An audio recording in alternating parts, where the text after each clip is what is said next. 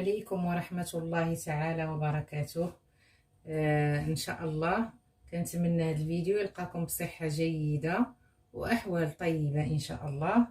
إن شاء الله اليوم غادي نشارك معاكم الهريسة اللي تقريبا كاع الناس كيبغيوها، وغادي ندير لكم الهريسة خضراء والهريسة حمراء. إن شاء الله غادي نبدأ.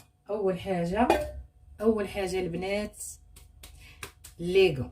راه الا ما درتوش الليغو راه اش غنقول لكم، راه واحد 24 ساعه وانتم فين ما حكيتو شي بلاصه ويديكم كيبقاو يحرقوكم. اول حاجه ان شاء الله انا غادي ندير الهريسه فيها الفلفله حلوه والفلفله حاره، حيت هاد الفلفله هادي ديال هاد الوقت ديال المجدبه البنات لا اله الا الله، حاره حاره حاره. اللي ما كيعرفش يزغرت يتعلم يزغرت مع هاد الهريسه. اول حاجه ان شاء الله غادي نبدا، راه نفس داكشي اللي كنديروه في الخضراء كنديروه في الحمراء. ان شاء الله غادي نبدا دابا بالفلفله الاولى، غادي نقطعها، وهاد الزريعه هادي ما نحاولوش نحيدوها كامله، غير شويه منها.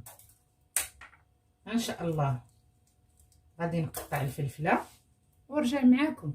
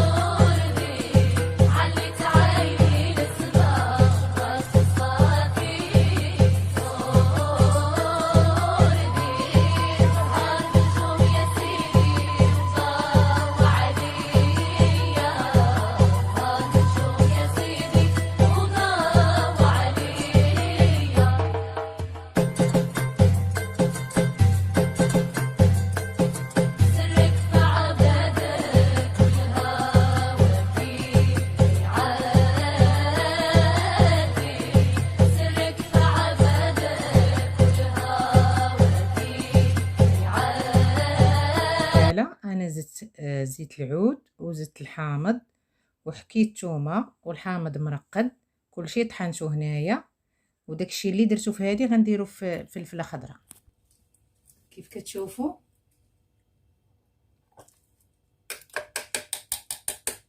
انا طحنتها، فيها الحامض فيها زيت العود، هي طحنات. مازال غنعاود نزيدها واحد الطحينه اخرى، بانوا لي شي طريفات باقيين. هادشي اللي درتو في الحمراء غنديرو في الخضراء. دابا غادا نديرها في مقيله وغنبقى ندي ونجيب حتى تنشف، ومازال غنتبع معكم المراحل. انا درتها في مقيله وغنبقى كنحرك تيتشحر منها هاد الحامض، هاد الماء ديال الحامض صافي. وغادي نوريكم ثاني اشنو غادي ندير. كذلك ومثال انا طحنت فلفله خضراء حاره وخضراء حلوه، خلطتهم كاملين. غادي نزيد عليهم الحامض كيما الحمراء كيما الخضراء، نزيد عليهم الحامض ونزيد عليهم 3 الفصوص ديال الثوم. وهاد الثومه كتبقى اختياريه، تقدروا تزيدوا اللي عزيز عليه الثومه بزاف يزيد، ماشي مشكل. غادي نحكها حيت الروبو ما كيطحنش ليا الثومه مزيان صافي. ونزيد الحامض صافي ونرجع معكم ان شاء الله. نفس الطريقه اللي درت في الخضراء غادي ندير اللي درت في الحمراء غندير في الخضراء، ديما مغريب. ونرجع معكم ان شاء الله. ندير لك جيم كيما كتشوفوا عندك هنا ولا حسنه دخلت حصلاتني، مبغيتش نوريها الطريقه، قلت لها تفرجي في الفيديو ولكن ماشي مشكل. دابا غادا ندير زيت العود، ومازال غندير زيت العود ان شاء الله من يطيب. ها هو الخليط اللي قلت لكم، فيه الثومه وفيه الحامض وفيه الحامض مرقد والفلفله حلوه والفلفله حاره. انا دابا غنديرهم في المقله. راه قلت لكم داكشي اللي درتو في الخضراء غنديرو في الحمراء، وياكم ما ديروش الليكات.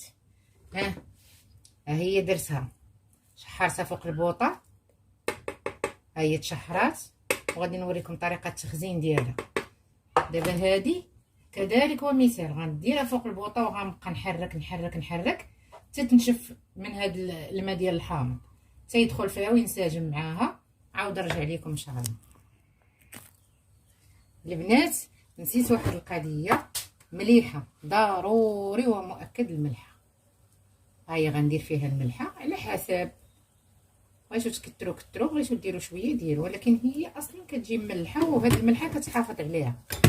دابا درت فيها الملحه، غنعاود نزيدها شويه تشحر باش تنسجم مع هاد الملحه ونرجع معاكم.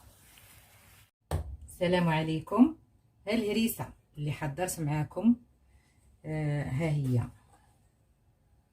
دابا غنحتفظ بها ان شاء الله في هاد القريعه، ما نعاودش لكم البنات، جات لذيذه لذيذه لذيذه بزاف. تقدروا تاكلوها غير هي والخبز واتاي والزيتون من داكشي. شوفوا كيفاش جات البنات.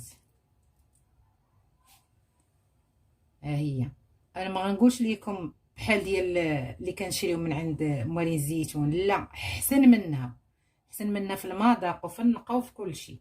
وها نتوما شوفوا الطريقه ديال التخزين اللي غندير ليها. دابا انا درتها بحال هكا، غنديرها في الكونجيلاتور بحال هكا. وهذه هي اللي غنخليها ان شاء الله في الثلاجه. هذه غنكب عليها زيت العود حتى يطلع فوق، يغطيها كامله بحال هكا.